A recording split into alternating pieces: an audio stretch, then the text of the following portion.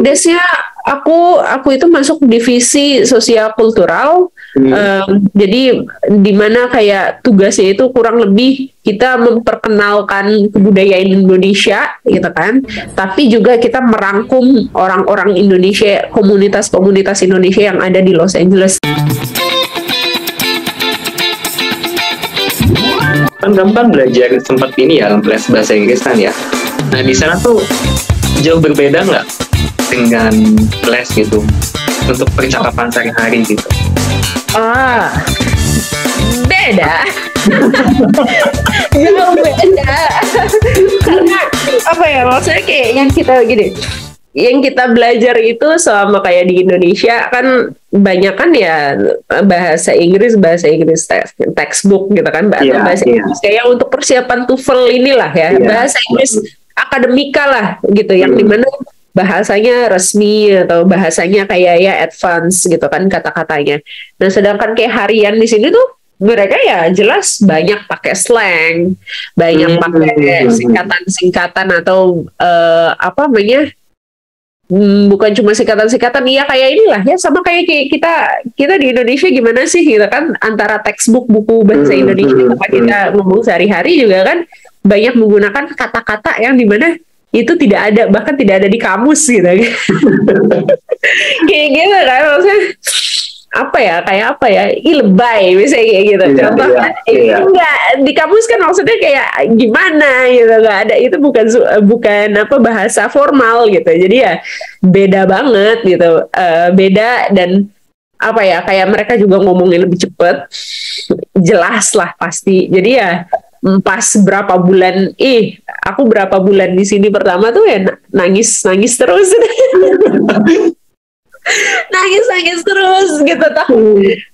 Dan alasannya tuh kayak gini, aku takut gak punya teman. Kalau sekarang sih lucu sih, maksudnya kalau sekarang dilihatnya lucu gitu kan, kayak iya takut kok, iya nggak takut nggak punya temen gitu. Tapi apa sih namanya ya, kalau dulu ya emang the struggle is real gitu. Kayak ngomong, dan banyak juga kayak gini deh misalnya, apa namanya, cowok misalnya gitu kan, ada cowok naksir aku gitu, ada cowok naksir aku bule gitu, kita ngobrol di kelas gitu kan, formal oke gitu, tapi giliran udah makin deep talk gitu, giliran udah kita apa sih namanya, ngejokes kayak gitu-gitu, ada nggak nyampe. Karena beda ya jokesnya. Iya beda, maksudnya apa ya, jadi menurut dia tuh lucu atau dia mengharapkan balasan seperti apa gitu ya dari kalimatnya, mungkin aku nanggepinnya kayak apa gitu kan. Nah sedangkan aku kayak sorry itu kan jadinya gimana ya, orang juga kayak jadi nggak lucu, basi gitu. Orang Indo gitu, jadi ya kayak ya gitulah, apa namanya, beda banget. Dan bahkan ada apa sih namanya, kayak kalau misalnya kayak kenalan lewat teks duluan gitu kan, terus habis itu pas ketemu muka orangnya langsung ngomong gini, lu bukan dari sini ya gitu, bukan orang Amerika ya, kelihatan gitu dari ininya, apa sih namanya, kayak cara typing teksnya gitu ya. Bisa kelihatan ya dari cara teksnya gitu ya. Iya, bukan cuma logat, bukan cuma dialek ternyata, tapi juga kayak susunan katanya gitu ya, itu beda gitu, susunan katanya udah bisa diketahui. Itu sering ini dong, terjadi miskom gitu nggak? Orang ngomong apa terus nangkepinnya apa gitu. Dulu ya. Dulu ya. Maksudnya makin kesini makin, kan aku juga udah 9 bulan di sini ya. Udah 9 bulan, jadi udah lumayan lah. Udah apa sih namanya, miskom udah lebih minim.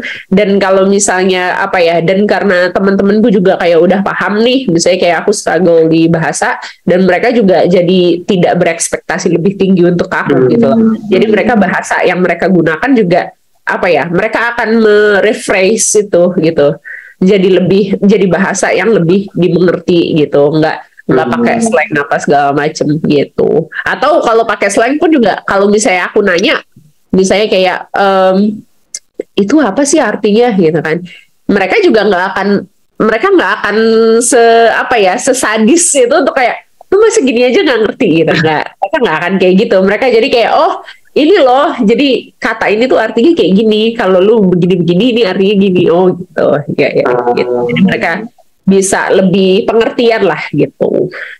Itu mereka suportif ya, memahami kondisi Bunga yang bukan orang asli sana. Sama di sana, apa sih yang kamu kangenin dari Indonesia? Makanan. Makanan, karena kangen aja, beda. Di sana susah nyarinya, nemuin makan Indonesia susah. Puji Tuhan sih, karena aku di Los Angeles ya. Los Angeles itu kan dia kayak melting pot, di mana orang-orang dari berbagai negara tuh ada. Jadi kayak resto itu juga resto dari seluruh dunia, maksudnya resto makanan seluruh dunia tuh ada, dan di Indonesia juga ada gitu. Resto Indonesia di sini ada beberapa gitu.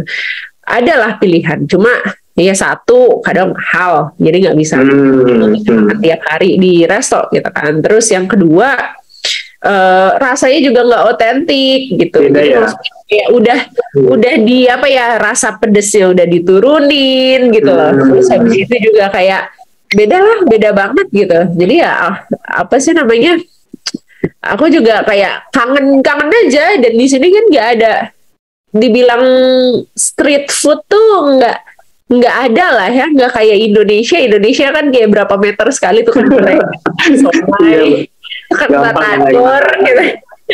Yang nggak punya duit makannya kan street food gitu kan. Kalau di Indonesia kan gitu, nggak ke resto lah gitu. Nah tapi kalau di sini tuh ya nggak ada gitu, nggak punya duit gimana, masak sendiri.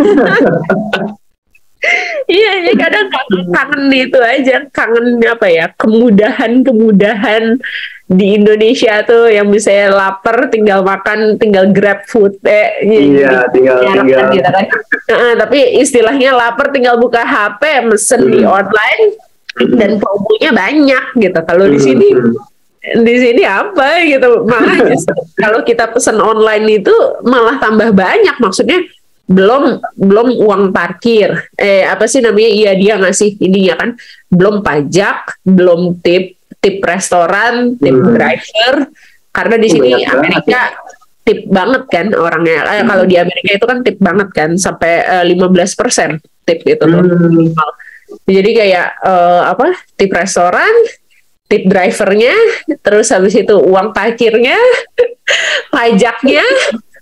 Jadi kayak misalnya mesen makanannya cuma $15, bayar bisa sampai $20-25 gara-gara itu $10 kan selisihnya ya. Makanya aduh nggak bisa lah kayak gitu. Makanya yang paling dilarang di Indonesia tuh ya cuma makanannya itu.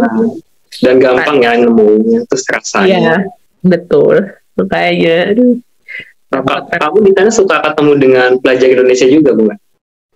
Iya, kebetulan apa sih namanya, kita ada komunitasnya gitu kan. Jadi ada di USC sendiri, kita ada Student Association for Indonesian. Terus habis itu juga karena banyak orang Indonesia di USC, sebenarnya banyak tapi ya satu. Terus habis itu juga kayak LPDP juga ada gitu. Jadi di LPDP sendiri kita berberapa ya? Ada kali 12 orang udah termasuk sama orang-orang yang baru lulus kemarin, baru wisuda kemarin gitu. Terus apa sih namanya, aku juga karena kemarin aku kerja di konsulat, jadi apa mau nggak mau juga interaksinya sama orang Indo lagi gitu, ketemu sama Indo lagi gitu. Jadi ya banyak ini sih untungnya ya, hidup berkomunitas Indonesia. Jadi kalau bisa dibilang kangen rumah banget gitu karena nggak ada siapa-siapa gitu, nggak juga gitu, karena aku kayak sehari-hari aku masih komunikasi sama orang Indo juga gitu. Tapi yang paling susah ya cuma makanannya aja makanannya di gitu ya, terutama karena aku juga kan dari Papua kan, maksudnya kayak makanan yang dijual di sini paling apa, nasi goreng nasi goreng, rendang, makanan Padang gitu kan, atau misalnya kayak makanan bakso atau apa yang maksudnya umum gitu. Sedangkan yang kayak yang aku craving, yang aku pengen banget gitu kan, makanan Indonesia Timur yang dimana orang Timur aja sudah jarang di sini gitu. Makanya ya, iya di Jakarta jarang, apalagi di sana ya. Iya, makanya jadi kayak double banget gitu. Kalau ketemu yang enak langsung catat catat nomor, catat nama gitu. Nanti minta kirim atau gimana gitu. Jadi kalau lagi pengen banget gitu, kayak gitu. Jadi ya sulitnya.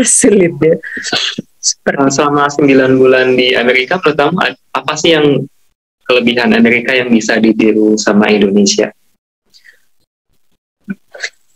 Secara general. Kalau menurut aku sih ini sih, karena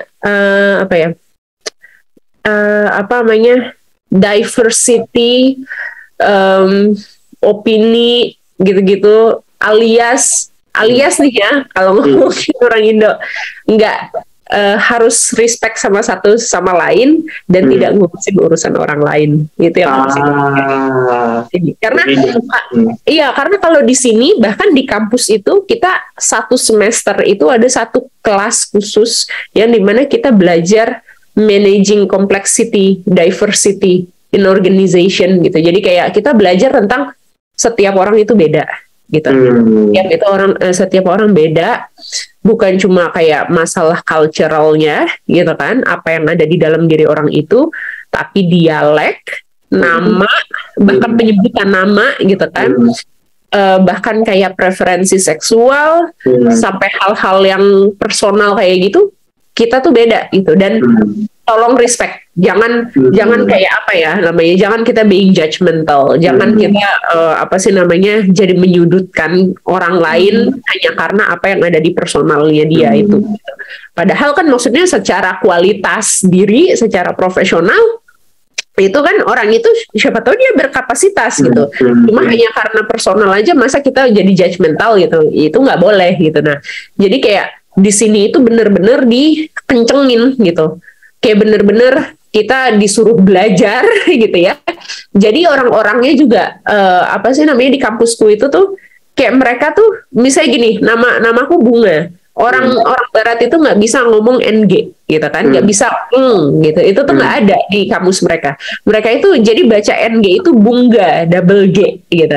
Tapi iya, jadi double G kan, kayak Tango gitu, Bunga gitu. Jadi bacanya lain. Tapi karena mereka tahu aku bukan dari Amerika dan namaku juga bukan Amerika banget, mereka pasti selalu banget. Mereka akan tanya, could you please repeat gitu, namamu siapa gitu. Jadi mereka nggak mau berasumsi bahwa nama lu Bunga, tulisannya Bunga, jadi bacanya Bunga gitu. Mereka nggak mau berasumsi gitu. Nah, sesimpel hal itu aja orang Indonesia kadang nggak punya gitu. Maksudnya kayak kita tidak dibiasakan di situ gitu. Dan juga kayak apa ya, kadang kita juga ya judgmental banget gitu kan, kayak sesimpel ini deh, percakapan pembukaan. Kalau misalnya kayak di sini kita bahasa basinya kalau ketemu orang itu pasti kayak gini, apa kabar gitu. Terus minggu kemarin weekend ngapain aja gitu. Terus habis itu kayak gitu. Terus rencana kamu nanti pas summer break ngapain gitu. Jadi kayak lebih berisi, lebih produktif gitu. Tapi kalau misalnya orang Indo kan biasanya apa kabar, gemukan sekarang gitu. Urusan sekarang gitu, gimana, udah skripsian belum gitu, terus gimana gitu, pacar gimana gitu. Kadang maksudnya males ya kalau misalnya kayak belum apa-apa nyerangnya langsung personal gitu kan. Jadi ya itu sih yang diversity, ya kita sama-sama diversity. Amerika diversity tinggi, Indonesia pun diversity tinggi di antara suku bangsanya Indonesia sendiri gitu kan. Tapi ya kadang kita nggak punya respectnya itu gitu.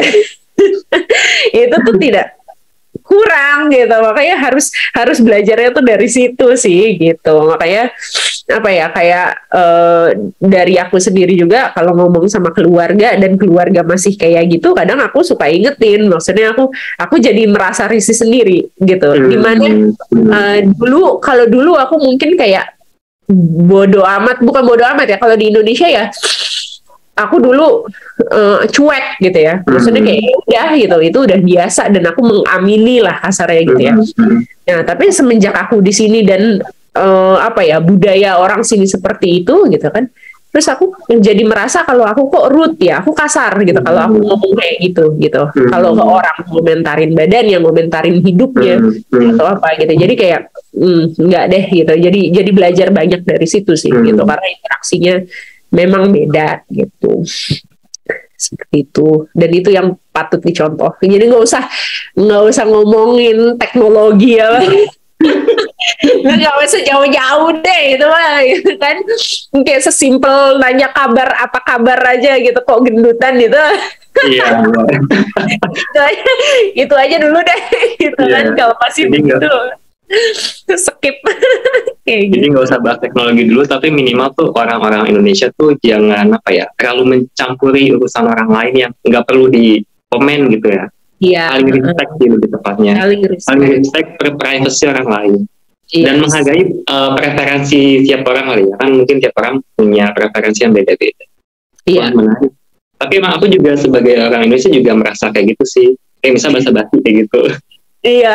Saya pengen kesel tapi nggak bisa. Iya. Bisa gitu. Jadi biasanya ya udahlah dicuekin aja.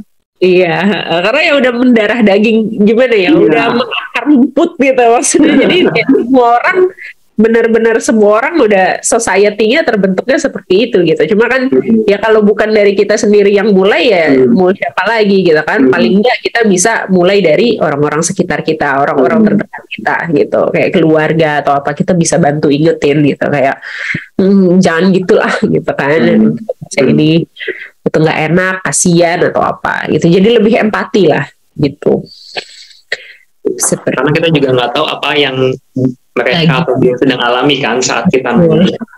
Iya, betul. Lebih baik kalaupun nanya, ya nanya hal-hal yang lain yang aja. Iya, yang umum aja gitu. Cuaca. Iya, cuaca. Iya, kayak gitu. Aduh. Gitu ya. Oh ya, kamu pernah ini ya, kerja di Konjen tadi diceritain. Sama berapa lama di sana? Aku dari Januari sampai bulan Mei ini, gitu. Ya, tapi itu juga karena aku sistemnya internship dan aku nggak full juga karena aku kuliah. Jadi aku cuma datang kantor itu cuma Senin Selasa.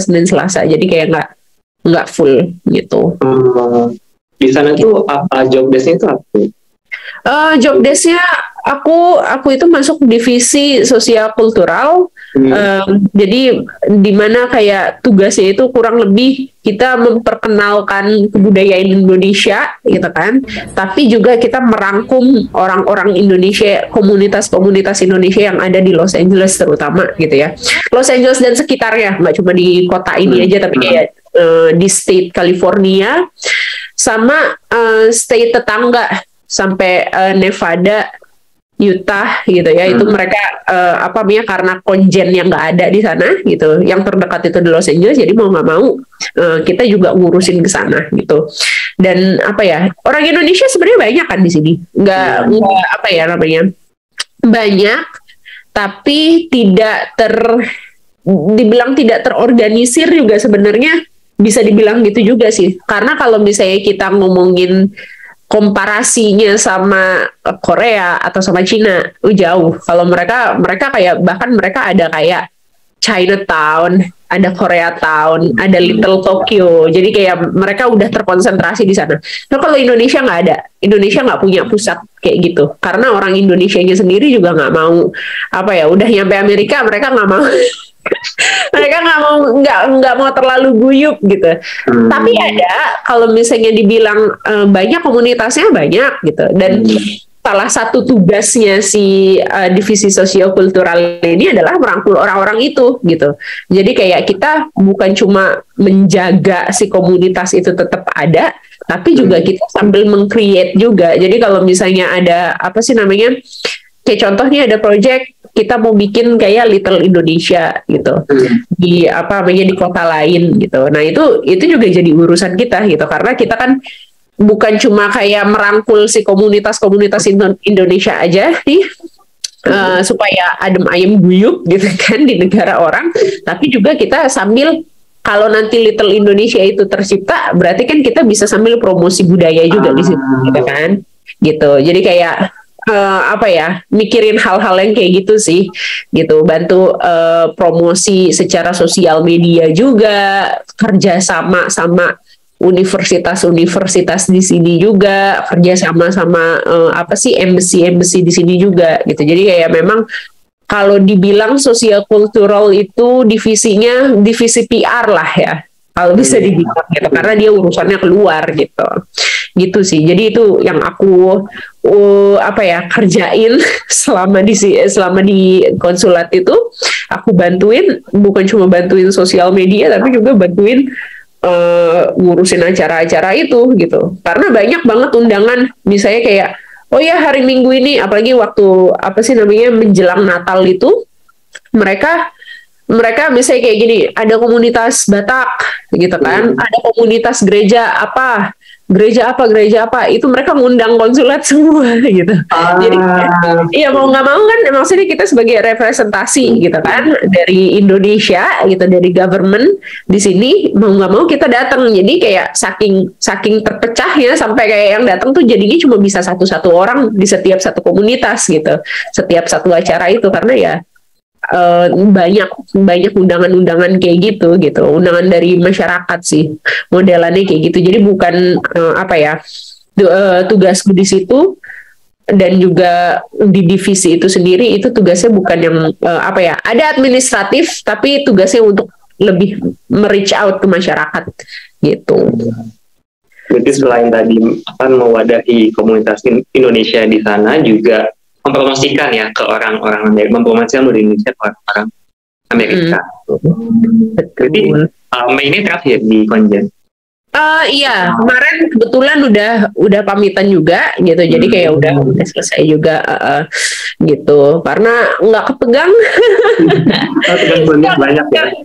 Iya, karena tadinya kan gini, aku pikir apa sih namanya waktu semester 1 kemarin, oh masih bisa santai gitu maksudnya, dan aku ngerasa kayak oh nggak banyak kelas, nggak full gitu kan, bukan nggak full, memang 1 minggu itu kelas cuma 3 hari waktu itu, kelas cuma 3 hari, terus habis itu ya udah 3 hari sisanya ngapain gitu, aku mau ya udah deh aku kerja aja gitu kan, aku internship aja gitu, supaya sambil ngumpulin portofolio lah ya gitu. Iya, kan lumayan ya.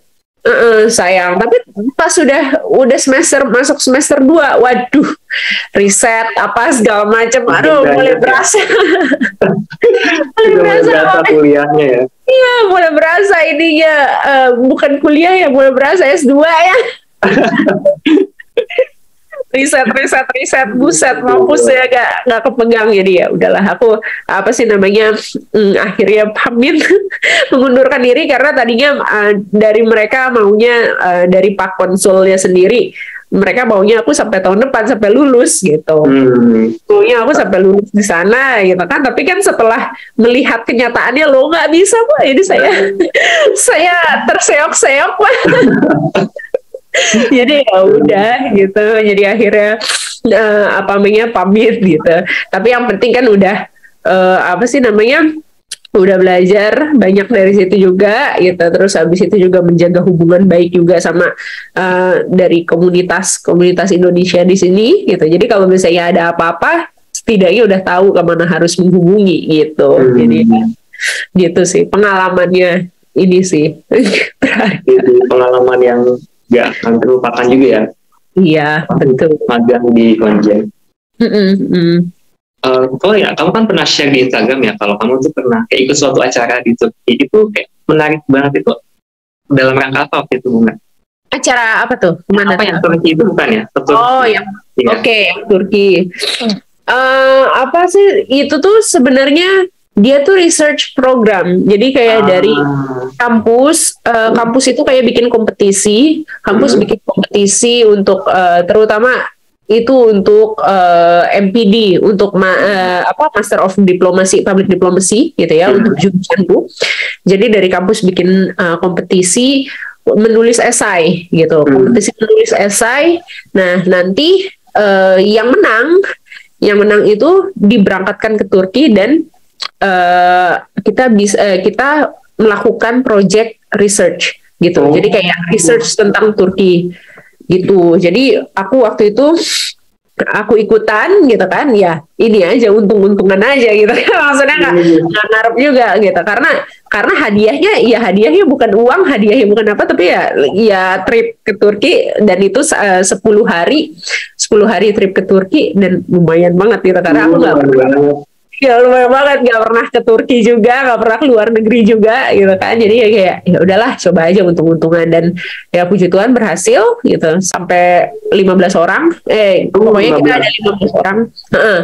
Ada 15 orang, dan itu juga yang ikutan itu bukan cuma kohort aku, karena dia dibuka untuk satu jurusan kan.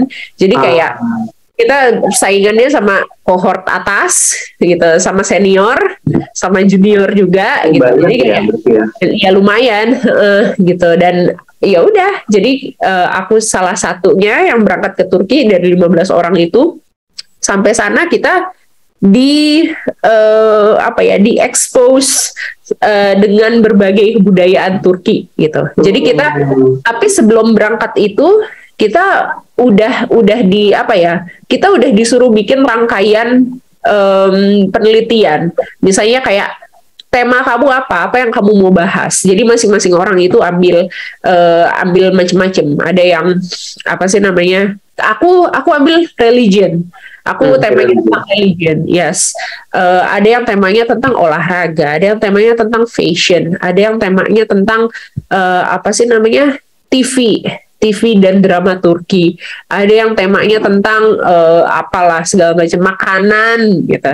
Jadi ketika kita ke Turki itu kita udah punya misi masing-masing nih gitu. Apa yang harus kita observasi, data apa yang harus kita cari kayak gitu. Jadi benar-benar ini banget sih, udah terfokus, dan ketika kita nyampe Turki ya udah kita tinggal melakukan gather data itu gitu. Gather data sampai sana, udah selesai nih, kita jalan ke berbagai tempat kan di Turki. Kita dibawa dari Istanbul, Ankara, terus habis itu kita ke Kapadokia terakhirnya, nyampe balik lagi ke Amerika lagi. Kita harus bikin kayak jurnal gitu. Hasilnya tuh hasil penelitiannya gitu, jurnal esai. Nah dan juga bukan cuma jurnal esai juga sih, tapi juga kita kita bikin website. Ada websitenya yang masih dibangun, terus habis itu juga kayak video gitu lah, sosial media promosi buat kampus juga, sama buat si institutnya gitu, untuk institut yang kerjasama si kampus. Jadi itu USC dengan kerjasama dengan Yunus Emre Institute gitu. Jadi kayak mereka kerjasama, dan hasilnya itu harus kita laporkan ke kampus sama ke Institut Yunus Emre itu. Berarti di satu nggak cuma nge-trip aja, tapi ada misi yang dilakukan ya, dalam bentuk video, website, dan juga jurnal. Dan menariknya tadi ini ya, nggak cuma ke Istanbul aja, tapi ke kota-kota lain kayak Ankara dan juga Kapadokia. Menarik banget itu ya. Iya, benar. Jalan-jalan sambil belajar juga ke sana. Jalan sambil belajar, karena maksudnya ini kita kan belajar budaya, bukan cuma budaya sih, tapi maksudnya ini hubungan internasional kan, lagi-lagi maksudnya diplomasi. Jadi kayak sambil jadi komparasi juga gitu. Maksudnya sudah balik dari Turki, kita juga sambil komparasi juga, maksudnya kayak Turki kalau dijajarkan dengan negara lain tuh seperti apa gitu. Maksudnya kayak Amerika, atau misalnya aku dari Indonesia, aku bisa bilang misalnya, oh Turki dia lebih advance atau gimana gitu. Jadi kayak ada komparasinya juga gitu, jadi bahan diskusi juga seperti itu. Dari 15 orang itu kamu yang satu-satu Indonesia atau ada lain? Oh, Aku satu-satunya di Indonesia. Gitu. Dan apa sih namanya? Iya sih, aku satu-satunya Indonesia, dan di situ juga lagi-lagi profesornya ini banget, maksudnya pilih banget, maksudnya nggak mau kayak semuanya ada apa namanya, ada mayoritas tertentu gitu, enggak. Jadi kayak bener-bener dipilih, dua orang dari Cina, satu dari Kazakhstan, satu dari mana, dari Jepang atau apa gitu. Jadi kayak bener-bener dipilih sama si dosennya gitu, biar ada insight-nya juga, bisa banyak, bisa diverse gitu ketika nanti diskusi begitu. Jadi salah satu kelebihan kuliah di Amerika itu juga ada banyak kesempatan kayak gini, Bunga, ya, kayak kesempatan ikut-ikut kegiatan ke luar negeri lagi, yang nggak cuma di Amerika tapi bahkan kayak ke Turki atau mungkin ke negara lain. Yes, dan itu tergantung kita juga sebenarnya. Iya, apakah kita ikut atau enggak? Iya, kita mau ambisius atau enggak. Tapi kebanyakan nggak tahu ya, karena aku dari LPDP, maksudnya lingkunganku juga lingkungan orang Indonesia di sini juga LPDP yang aku kenal dekat gitu ya. Mereka juga banyak kok yang ambisius, maksudnya dalam arti go getter banget lah orang-orangnya tuh gitu kan. Yang apa ya, ada kesempatan dikit ambil kesempatan dikit gitu, model kayak gitu. Jadi ya banyak opportunity di sana ya, untuk banyak, asal kita mau gitu, asal kita mau mencari opportunity pasti ada lah gitu kalau mereka. Balik lagi ke soal PDP, menurut kamu apa sih tantangan terbesar dan dalam dapatin beasiswa? Tantangan terbesar diri sendiri, mulai aja deh. Karena kadang, karena kadang kan maksudnya gini, orang tuh banyak yang suka aku denger tuh kalau mereka cerita, aku sebenarnya pengen gitu, gimana sih caranya Kak gitu, tapi dari mereka sendiri juga mereka nggak mau mulai. Gitu. Jadi cuma maksudnya kepengen. Iya, cuma kepengen, nanya gimana caranya gitu, udah dijelasin, tapi ketika udah dijelasin udah tahu gitu. Tapi dari mereka sendiri juga pas ngelihat pendaftarannya ribet kayak gimana atau apa, mereka kayak aduh udahlah gitu, enggak lah, tar aja lah gitu kan.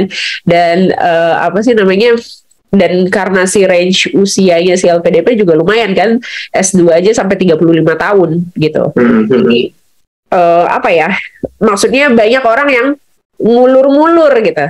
Toh juga gue masih muda gitu, ntar lah sampai ini nggak lama udah lewat batas usia, nggak bisa ikutan kan jadinya gitu. Jadi ya yang paling tantangan terbesar menurutku ya harus mulai dari sendiri aja dulu gitu, karena kan ya itu sih kadang magernya ngurusin birokrasinya, ditambah kita harus apa ya, modalnya itu bukan cuma modal duit masalahnya, tapi modal waktu juga gitu kan. Nggak bisa, kita harus mengorbankan apa yang paling penting buat kita gitu. Misalnya kayak harus rela keluar kerja, di mana itu juga gambling tuh sebenarnya kan. Kalau dapet, kalau gagal gimana kayak gitu loh. Kayak kita harus siap mental dulu gitu, siap mental, siap ini gitu kan, ambil konsekuensinya gitu, ambil kesempatannya juga kayak gimana gitu sih. Jadi harus dari diri sendiri dulu, itu yang sulit tuh. Sulit. Gitu. Intinya mulai aja dulu, soal prosesnya gimana ya udah dijalanin aja ya. Yes. Apa hasilnya seperti apa ya udah, yang penting kita coba dulu. Betul sekali. Berarti kamu tahun depan lulus gitu ya, 2024? Ya, tahun depan lulus. Udah ada rencana belum sih, misalnya amin aku doakan semoga studinya lancar lulus. Terus udah ada rencana belum sih setelah lulus, apakah misalnya akan berkarir dulu atau lanjut kuliah lagi atau seperti apa? Sebenarnya sih belum ada. Aku ada rencana, aku pengen gimana ya dibilang, pengen S3 lagi, langsung S3 gitu ya, kalau misalnya pun dapet gitu. Tapi di satu sisi juga aku masih belum percaya diri sama apa sih namanya, kayak kemampuan menulisku, karena kan itu kan tesis dia beda ya sama master. Kalau master kan kayak ya udahlah nulisnya nggak advance banget. Nah kalau misalnya S3 kan ya udah tesis, sudah penelitian yang beneran serius gitu. Oke gitu, agak mikir gitu, ntar dulu gitu. Tapi ya paling yang terdekat rencanaku itu kayak balik ke Indonesia, terus habis itu nanti aku daftar NGO dari Indonesia paling gitu. Misalnya kayak daftar ke UN kan, misalnya entah itu UNICEF, entah itu FAO, entah itu WFF atau apapun gitu kan, lembaganya United Nations. Terus habis itu tapi daftarnya dari Indonesia gitu. Jadi kayak aku bekerjanya pun juga nanti kelak jadi diplomat on behalf Indonesia gitu. Itu rencanaku sih gitu ke depannya. Jadi tetap meskipun studinya jauh di Amerika, hasilnya untuk Indonesia juga kembali. Yes, betul sekali kayak gitu. Nggak terasa kita udah 1,5 jam ya, nggak berasa ngobrolnya seru banget. 1,5 jam kita ngobrol soal studi di Amerika. Seru banget. Terakhir nih aku minta doa Bunga untuk mungkin kasih semangat gitu buat teman-teman yang nonton. Barangkali ada yang mengejar beasiswa juga, siapa tahu dengan tayangan ini mereka bisa termotivasi lagi dalam meraih impian mereka. Boleh kasih semangatnya dong Bunga, atau closing statement gitu? Closing statementku masih sama. Yang penting dimulai aja dulu, karena kalau misalnya gitu kita nggak kalau kita nggak mulai, kita nggak akan pernah tahu hasilnya kayak gimana gitu. Jadi ya mau dibilang kayak bahasa Inggris gue masih kurang, atau misalnya kayak tulisan gue masih jelek gitu, gue nggak bisa ini, nggak bisa itu, apa segala macam. Kalau dari diri sendiri kita udah nggak percaya diri, ya gimana kita mau berhasil gitu. Jadi kayak harus dimulai aja dulu gitu, dari diri sendiri, percaya aja dulu gitu. Jadi ya sukses buat teman-teman yang mau yang mau ngejar. Kalau misalnya butuh apapun gitu kan, misalnya kayak mau konsultasi atau mau nanya-nanya tentang LPDP, beasiswa, tentang kuliah di luar negeri juga seperti apa, boleh kontak, silahkan ke IG. Biasanya aku paling ini sih, paling lancar IG gitu. Paling aktif gitu ya. Paling aktif ya.